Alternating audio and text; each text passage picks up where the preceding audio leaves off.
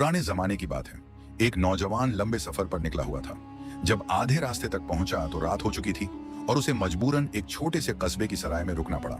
यह सराय बहुत साधारण थी, लेकिन सफर की थकान को देखते हुए वही उसके लिए काफी थी। संयोग से उसी सराय में एक बूढ़ा शख्स भी ठहरा हुआ था, जो उसी गांव चांदनगर में जा रहा था, जहां वह नौजवान भी जाना चाहता था। उस दौर में लोग अधिकतर सफर पैदल या बैलगाड़ियों से किया करते थे और रास्ते में पड़ाव डालना आम बात थी। खाने के समय दोनों की मुलाकात हुई।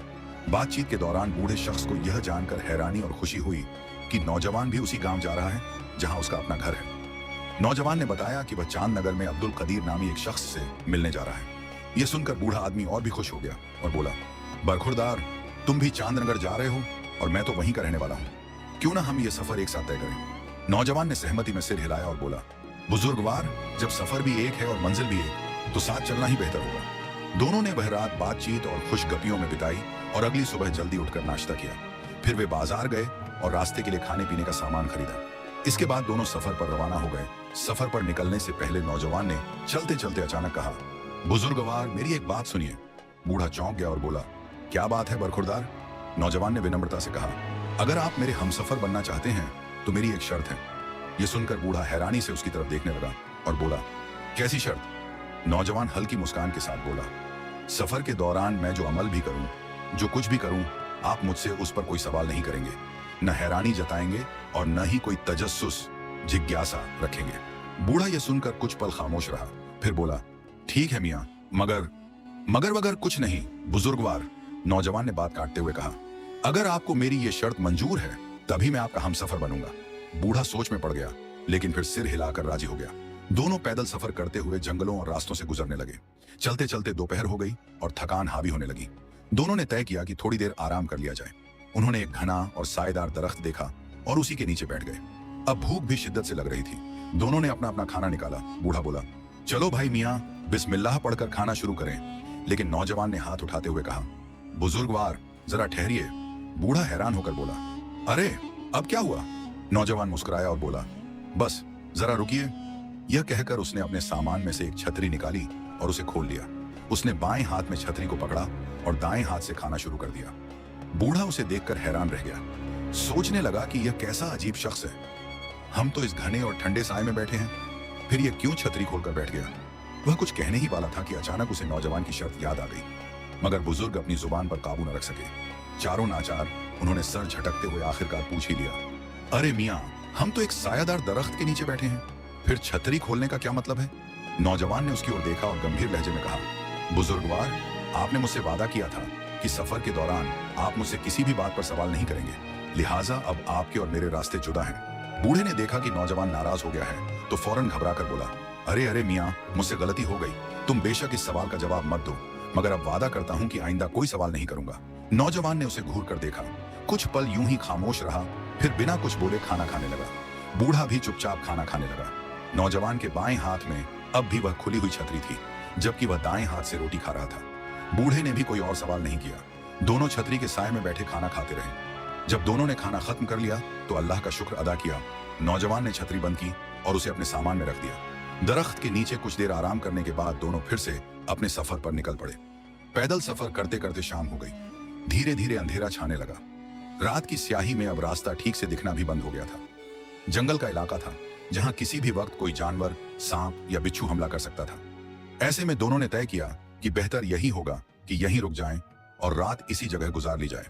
सफर की थकान ने बूढ़े को अधमुआ कर दिया था। वह एक पेड़ के नीचे बैठ गया और उसकी मोटी सी जड़ के साथ पीठ टिका दी।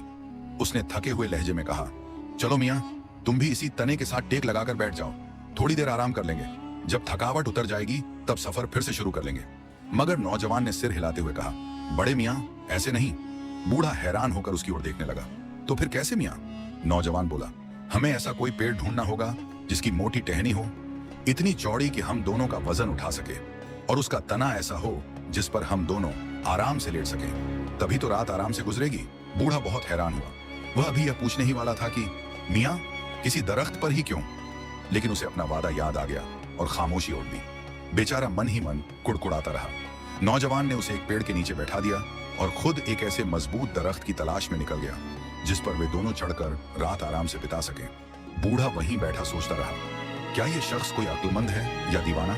हम कोई बंदर हैं क्या जो किसी दरख्त पर चढ़कर सोएं? मगर फिर भी वह खामोश रहा, क्योंकि अब सवाल करना मना था। काफी देर तक नौजवान जंगल में इधर उधर भटकता रहा और आखिरकार उसे एक मजबूत, तनावर, घना पेड़ मिल ही गया, जिसकी शाखें इतनी चौड़ी थीं कि दोनों उस पर सुरक्षित बैठ सकते थे। वह जल्दी जल्दी वापस आया और बोला, चलिए बड़े मियाँ, इस दरख्त पर चढ़ते हैं। बूढ़ा कुछ सख्त लहजे में बोला, अरे मियाँ, तुम भी कमाल करते हो, तुम तो जवान हो, आराम से चढ़ जाओगे। मैं तो एक बूढ़ा आदमी हूँ, नादवा हूँ, मेरे लिए पेड़ पर चढ़ना बहुत मुश्किल है। नौजवान मुस्कुराया और बोला, बड़े मियाँ, मैं आपकी मदद करूंगा। बूढ़ा थोड़ी बेजारी से बोला, क्या जरूरी है इस दरख्त पर चढ़ना? तुम चढ़कर अपनी रात गुजार लो, मैं नीचे कहीं लेट जाता हूँ।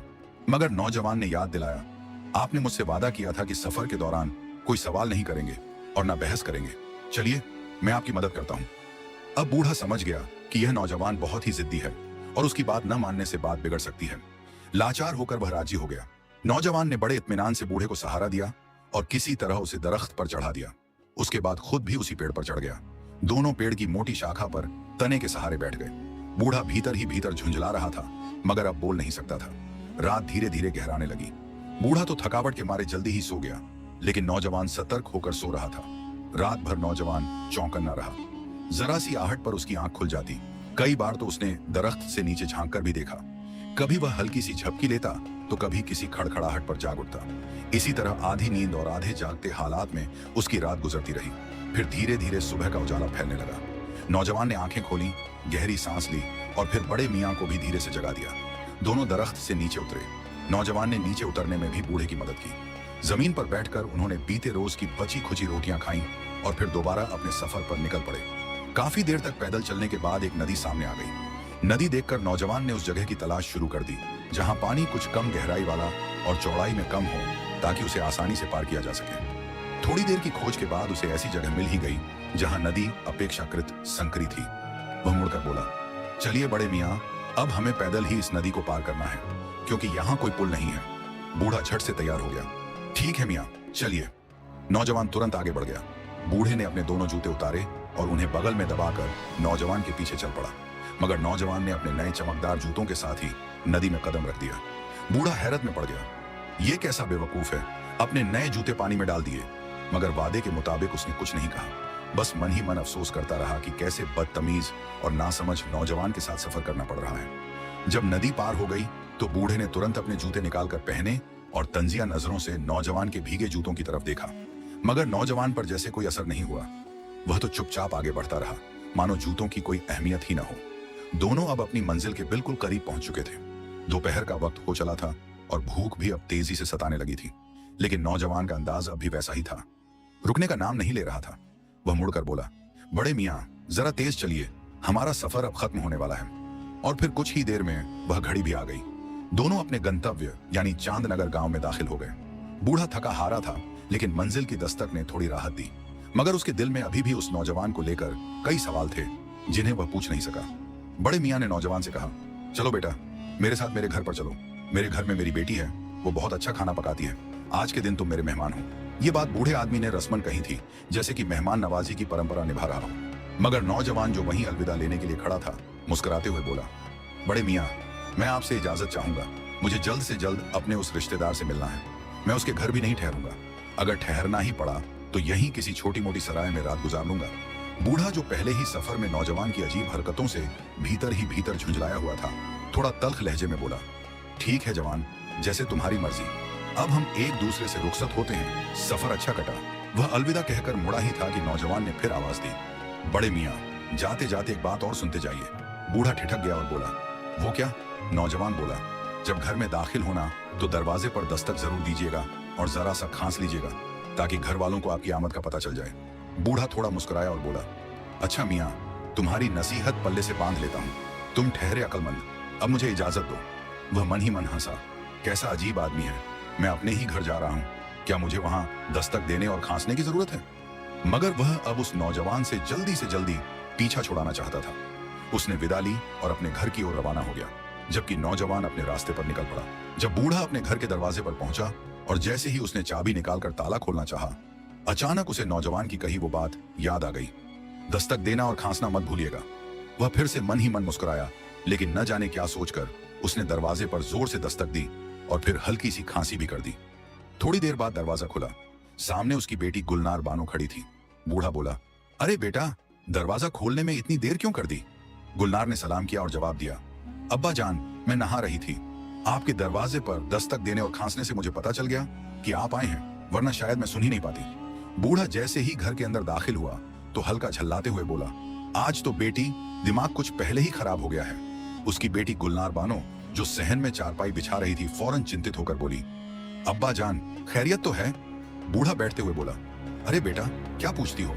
रास्ते में एक अजीब किस्म का नौजवान मिल गया था, सफर में हम सफर बन गया, और फिर। ये कहते कहते बूढ़े ने पूरे सफर की दास्तान शुरू से लेकर आखिर तक अपनी बेटी को सुना दी। छतरी वाला वाकया, पेड़ पर चढ़ना, नदी पार करना और आखिरी नसीहत तक। गुलनार बानो बड़ी दिलचस्पी से हर बात सुनती रही। नौजवान की हर अजीब सी लगने वाली बात भी उसे बड़ी समझदारी भरी महसूस हो रही थी। जब बूढ़ा किस्सा खत्म कर चुका तो गुलनार ने हल्के से पूछा, अब्बा जान, वो नौजवान अब कहाँ गया? बूढ़े ने बताया कि वो अपने किसी रिश्तेदार से मिलने गया है, मगर बड़ा खुददार था। कह रहा था कि अगर रात गुजारनी पड़ी तो सराय में गुजारूंगा, मगर रिश्तेदार के घर नहीं ठहरूंगा। लड़की थोड़ी देर सोच में पड़ गई, फिर धीरे से बोली, अब्बा जान, अगर मैं कुछ कहूं तो आप बुरा तो नहीं मानेंगे? बूढ़ा हंसते हुए बोला, नहीं बेटी, तुम कहो और मैं बुरा मानूं? मुझे पता है कि तुम बहुत समझदार हो। गुलनार बोली, अब्बा जान, वो नौजवान बेवकूफ नहीं था, बल्कि बहुत अक्लमंद था। बूढ़ा थोड़ा चौंका और हैरानी से बोला, अक्लमंद? वो कैसे बेटी? गुलनार बानो समझदारी से बोली, अब्बा जान, आपने सबसे पहले यही तो बताया कि दोपहर को आप लोग एक घने सायेदार दरख्त के नीचे बैठकर खाना खाने लगे, लेकिन उस नौजवान ने उसी वक्त छतरी खोल ली। आपको वो बात बेवकूफी लगी, मगर सोचिए, दरख्तों पर चिड़ियों के झुंड बैठे होते हैं। अगर किसी परिंदे ने ऊपर से कुछ गिरा दिया होता, जैसे मल, तो खाना खराब हो सकता था या आपका लिबास गंदा हो जाता। उस नौजवान ने छतरी खोलकर दरअसल खाने और खुद को बचाने की एहतियात बरती थी। यह बेवकूफी नहीं, दूरंदेशी और समझदारी थी। बूढ़ा यह बात सुनकर हैरान रह गया। बोला, हाँ बेटी, तुमने बात तो बहुत पते की कही है, मगर देखो ना, हम किसी दरख्त के नीचे बैठकर भी तो रात बसर कर सकते थे। फिर मुझ जैसे कमजोर बूढ़े आदमी को वो दरख्त के ऊपर क्यों चढ़ा ले गया? गुलनार बानो मुस्कुराकर बोली, अब्बा जान, मैं फिर कहती हूँ कि वो बेवकूफ नहीं, बहुत समझदार था। आप खुद सोचिए, आप एक खतरनाक जंगल से गुजर रहे थे, जहां रात के वक्त जंगली जानवर, सांप, बिच्छू या कोई दरिंदा हमला कर सकता था। ऐसे में अगर आप जमीन पर सोते तो आपकी जान को खतरा हो सकता था। इसलिए उस नौजवान ने अक्लमंदी से काम लिया और दरख्त के ऊपर रात बिताने को तरजीह दी। बूढ़ा उसकी बात सुनकर फिर सोच में पड़ गया। उसने धीरे से सिर हिलाया और बोला, बात तो ठीक है, मगर बेटी, एक बात तो माननी पड़ेगी, मैंने अपनी पूरी जिंदगी में इतना अजीब आदमी नहीं देखा। सोचो, नए जूते पहनकर वो नदी के पानी में उतर गया। हमने तो जूते उतार लिए थे, लेकिन उसने तो उन्हें भी नहीं निकाला। लड़की मुस्कुराई और शांत स्वर में बोली, अब्बा जान, यही तो उसकी समझदारी थी। नए जूते इंसान की जान से ज्यादा कीमती तो नहीं होते। अगर वह जूते उतारने में वक्त लगाता या पानी में पैर फिसल जाता तो गिरकर चोट खा सकता था। उस कठिन इलाके में जरा सी चूक खतरनाक हो सकती थी, इसलिए उसने सोच समझकर ही जूते पहने पहने नदी पार की। बूढ़ा बेटी की बातों से गहराई में डूबता जा रहा था। कुछ पल खामोश रहकर फिर बोला, वाकई वो नौजवान तो बहुत समझ वाला था। गुलनार बानो ने हौले से कहा, जी अब्बा जान, और मैं चाहती हूँ कि आप कल रात के खाने पर उसे अपने घर जरूर बुलाइए। बूढ़ा कुछ सोचकर बोला, मगर बेटी, मुझे क्या मालूम कि वो अभी भी अब्दुल कदीर के घर पर है या गांव से जा चुका है? लड़की आत्मविश्वास से बोली, अब्बा जान, उसने खुद कहा था कि वह रिश्तेदार के घर नहीं ठहरेगा और रात किसी सराय में गुजारेगा। आप सुबह जाकर सराय में देखिए, वह जरूर मिल जाएगा। आखिर वह हमारे गांव का मेहमान है, और मेहमान को यूं ही जाने देना ठीक नहीं। आप उसे जरूर खाने पर बुलाइएगा। बूढ़ा, जो पहले ही अपनी बेटी की अक्लमंदी का कायल था, उसकी बातों से और भी प्रभावित हो गया।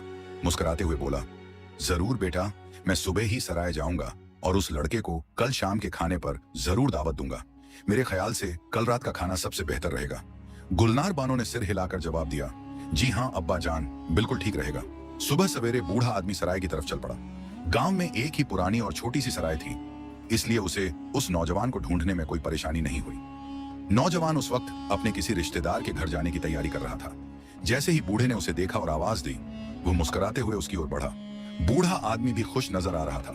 उसने नौजवान से कहा, बेटा, मैं तुम्हें रात के खाने पर अपने घर बुलाने आया हूँ। नौजवान ने विनम्रता से शुक्रिया अदा किया और माजरत चाहते हुए कहा, बड़े मियाँ, आप बहुत मेहरबान हैं, लेकिन मुझे जल्द ही वापस जाना है। बूढ़ा मुस्कुराते हुए बोला, बेटा, ये दावत मेरी नहीं, मेरी बेटी की ख्वाहिश है। तुम हमारे गांव के मेहमान हो, इसलिए कम से कम एक बार तो हमारे घर आओ। रात का खाना हमारे साथ खा लो। उसके बाद चाहे सराय में जाकर रात गुजार लेना, सुबह लौट जाना। चारों नाचार नौजवान को बूढ़े की पेशकश कबूल करनी पड़ी। वह हामी भर गया। बूढ़ा बहुत खुश होकर अपने घर लौटा और आते ही अपनी बेटी गुलनार बानो को बताया कि नौजवान ने दावत मंजूर कर ली है। गुलनार बानो ने उसी वक्त शाम के खाने की तैयारी शुरू कर दी। उसने खास तौर पर बढ़िया सा सालन बनाया, रोटियां तैयार की और पूरे घर को साफ सुथरा किया। शाम ढलने लगी और रात का वक्त आ गया। थोड़ी देर बाद दरवाजे पर दस्तक हुई। बूढ़ा खुद दरवाजा खोलने गया और नौजवान का इस्तकबाल करते हुए बड़ी इज्जत से अंदर लाया। उसे मेहमान खाने में बिठाया और फिर पर्दा गिरा दिया, जैसा उस जमाने की तहजीब थी। बूढ़े के घर में एक जज्बाती सा मुलाजिम भी रहता था। उस वक्त बूढ़ा और नौजवान अलग अलग विषयों पर बातचीत करने लगे, सफर, इल्म, जमाना, इंसान की फितरत। मगर बूढ़े ने किसी भी तरह से अपनी बेटी के जिक्र का कोई संकेत नहीं दिया। वह भीतर ही भीतर नौजवान की अक्लमंदी से प्रभावित था और थोड़ा शर्मिंदा भी कि सफर के दौरान उसने उसकी बातों को समझने में देरी कर दी थी। इधर गुलनार बानो ने जब खाना पूरी तरह तैयार कर लिया तो उसने अपने मुलाजिम को बुलाया, उसके हाथ में रोटियां और सालन पकड़ाया और धीमे स्वर में कहा, जब तुम उस नौजवान के सामने यह खाना लेकर जाना तो उसके सामने यह चंद अशार जरूर कहना। चांद की 14वीं रात और आसमान पर तारे घने घने, चार मस्जिद के चारों कोनों में खड़े खड़े। मुलाजिम ने अदब से सिर हिलाया, शेर याद किया और धीरे धीरे मेहमान खाने की ओर बढ़ा। रास्ते में जब मुलाजिम लजीज खाने की खुशबू के साथ जा रहा था तो उसका दिल ललचाने लगा। सालन की खुशबू उसे रोक नहीं पाई। उसने चुपके से एक एक करके बोटियां निकालकर खा ली और उसमें से एक रोटी भी चट कर गया। फिर जैसे कुछ हुआ ही ना हो, वह मेहमान के सामने खाना रखकर खड़ा हो गया और गुलनार बानो का कहा हुआ शेर पढ़ा। चांद की 14वीं रात और आसमान पर तारे घने घने, चार बुर्ज मस्जिद के चारों कोनों में खड़े खड़े। नौजवान ने शेर सुनकर हल्की मुस्कान के साथ खाने की तश्तरी की ओर गौर से देखा। उसने सालन में बोटियों की कमी को भी महसूस किया और रोटियां भी गिनी। फिर वह मुलाजिम की ओर देखते हुए बोला, अपनी मालकिन से जाकर कहना, चांद की 14वीं रात और आसमान पर तारा कोई कोई, चार मस्जिद के और उनमें से एक गिरा हुआ। मुलाजिम ने वह शेर याद किया और वापस जाकर गुलनार बानो को सुना दिया। गुलनार बानो, जो पहले से ही होशियार और समझदार लड़की थी, तुरंत समझ गई। उसने कड़े स्वर में मुलाजिम से पूछा, सच सच बता, क्या तूने सालन से बोटियां निकाली और एक रोटी भी खा ली? यह सुनकर मुलाजिम का रंग पीला पड़ गया। वह थर थर कांपने लगा और हैरानी में पड़ गया कि मालकिन को यह सब कैसे पता चला। जब नौजवान खाना खाकर विदा हो गया तो गुलनार बानो ने अपने पिता के सामने उस मुलाजिम को बुलवाया और जमकर डांटा। चोरी की सजा के तौर पर उसने उसे नौकरी से निकाल दिया।